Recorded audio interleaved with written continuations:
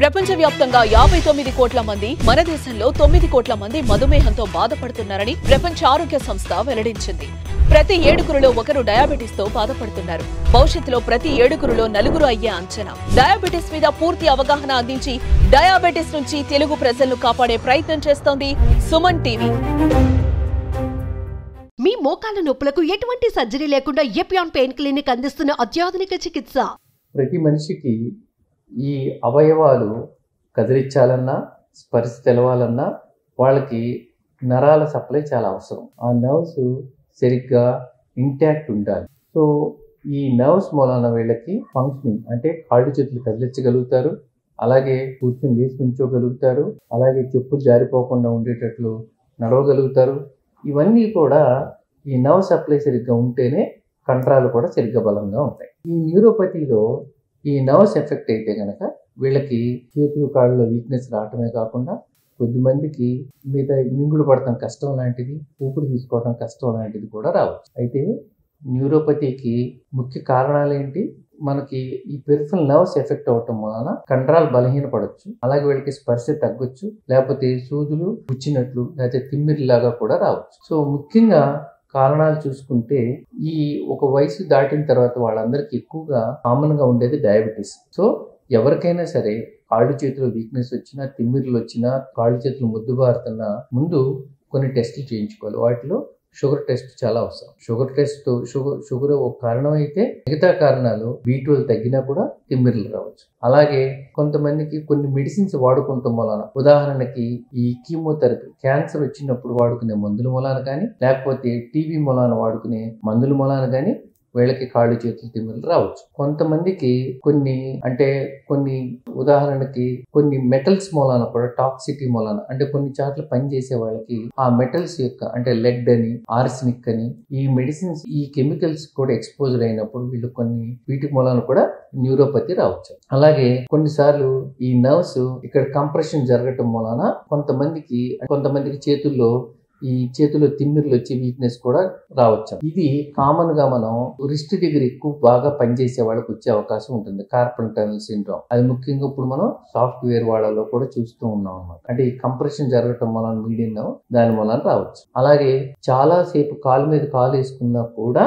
కొన్నిసార్లు food drop కూడా రావచ్చు, అంటే నర్వ్ కంప్రెస్ అవటం వలన కూడా రావచ్చు. ఇలా ఈ న్యూరోపతి రావడానికి చాలా కారణాలు ఉండవు. కొన్నిసార్లు ఇన్ఫెక్షన్స్ వచ్చి తగ్గిపోయిన తర్వాత వాళ్ళలో ఆటో ఇమ్యూనిటీ డెవలప్ అయ్యి ఈ నరాల మీద కూడా అది అటాక్ అవటం వలన వీళ్ళకి కాలు చేతులు వీక్నెస్ వచ్చే అవకాశం ఉంటుంది. ఈ మధ్య ఈ గిలియన్ బ్యారీ సిండ్రోమ్ అనేది ఎక్కువగా వినపడుతుంది. ఎందుకంటే అది ఇన్ఫెక్షన్ వచ్చిన తర్వాత తగ్గిన తర్వాత బాడీలో ఆ ఇమ్యూనిటీ మూలన నర్వ్స్ ఎఫెక్ట్ అవటం వలన వీళ్ళకి కాళ్ళు చేతుల్లో వీక్నెస్ కాకుండా మింగుడు పడటం కష్టం, ఊపిరి తీసుకోవడం కష్టం లాంటిది కూడా రావచ్చు. అలాగే సో కొంతమందికి ఈ న్యూరోపతికి చాలా కారణాలు ఉండొచ్చు. కొంతమందికి జన్యుపరంగా కూడా, హెరిడిటరీగా కూడా కొంతమందికి ఈ నర్వ్స్ వీక్నెస్ రావటం వలన కూడా న్యూరోపతి రావచ్చు. సో ఎవరైనా ఈ న్యూరోపతి లక్షణాలతో వచ్చినప్పుడు వాళ్ళని మనం కంప్లీట్ గా హిస్టరీ తీసుకొని పరీక్ష చేసి సరైన ఇన్వెస్టిగేషన్స్ రాసి వాటికి సరైన చికిత్స అందించగలిగితే కనుక మనం దాన్ని పెరగకుండా ఆపగలుగుతాం. ఉదాహరణకి ఒక పేషెంట్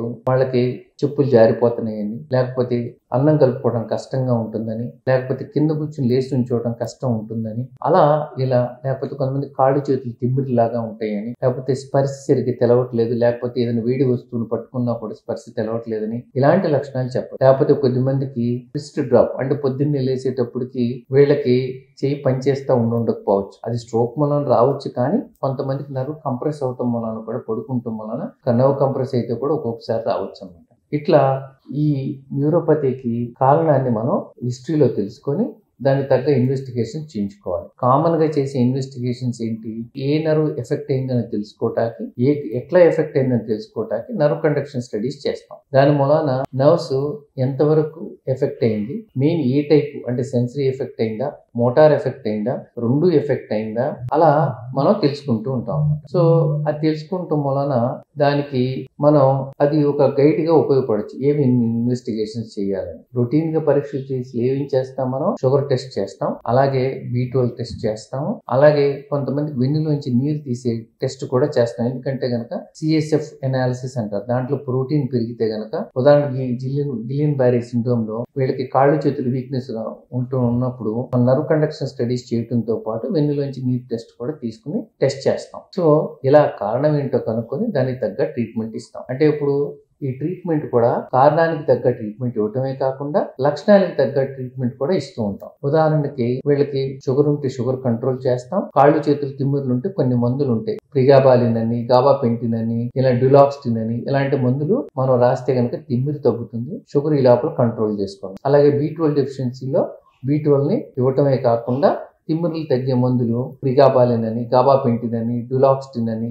కార్బజపిన్ అని, ఇలాంటి మందులు కూడా ఇస్తూ ఉంటాం అన్నమాట. ఇలా కారణం తెలుసుకొని దానికి తగ్గ ట్రీట్మెంట్ ఇవ్వటం వలన మనకు ఏంటంటే కనుక వీళ్ళకి ఈ ప్రాబ్లమ్స్ నుంచి ఉపశమనం కలిగించవచ్చు. గిలియన్ బ్యారీ సిండ్రోమ్ లాంటి దానికి అయితే కనుక ఇవాల్యుయేషన్ లో నర్వ్ కండక్షన్ స్టడీస్ చేయటం, అలాగే వెన్నులోంచి నీరు టెస్ట్ తీసి చేయటం, అది గిలియన్ బ్యారీ సిండ్రోమ్ లాగా ఉంటే దానికి IV ఇమ్యునోగ్లోబులిన్స్ కానీ ప్లాస్మాఫెరెసిస్. IV ఇమ్యునోగ్లోబులిన్స్ అంటే యాంటీబాడీస్ ని ఎదుర్కోవడానికి వేరే మెడిసిన్ ఎక్కిస్తారు బయట నుంచి, లేదా ప్లాస్మాఫెరెసిస్ అంటే రక్తాన్నిలో ఉన్న ప్రోటీన్స్ ని తీస్తారు అన్నమాట. సో ఇలా ప్లాస్మాఫెరెసిస్ కానీ చేస్తారు. అలాగే కొన్ని మందులు వాడుతుంటే, ఉదాహరణకి కీమోథెరపీ మందుల మూలాన అయితే దానికి ఆల్టర్నేటివ్ మెడిసిన్ వాడటమా, అయితే దాని డోస్ తగ్గించడం లాంటివి చేస్తూ ఉంటారు అన్నమాట. అలాగే కొన్ని మందులు టీబీ మందుల మూలాన కానీ ఏమన్నా ఇబ్బంది అయితే గనక ఆ మెడిసిన్ వేరే డోస్ తగ్గించడమా, లేకపోతే దానికి వేరే టాబ్లెట్స్ కూడా జత చేయటం, B కాంప్లెక్స్ లాంటివి, లేకపోతే మెడిసిన్సే మార్చడం లాంటిది కూడా చేయొచ్చు అన్నమాట. అందుకని ఎవరైనా కూడా న్యూరోపతి లక్షణాలు డెవలప్ అయినప్పుడు ఇమీడియట్ గా డాక్టర్ని సంప్రదించి దానికి సరైన టెస్టులు చేయించుకొని దానికి సరైన ట్రీట్మెంట్ తీసుకుంటే గనక వీళ్ళు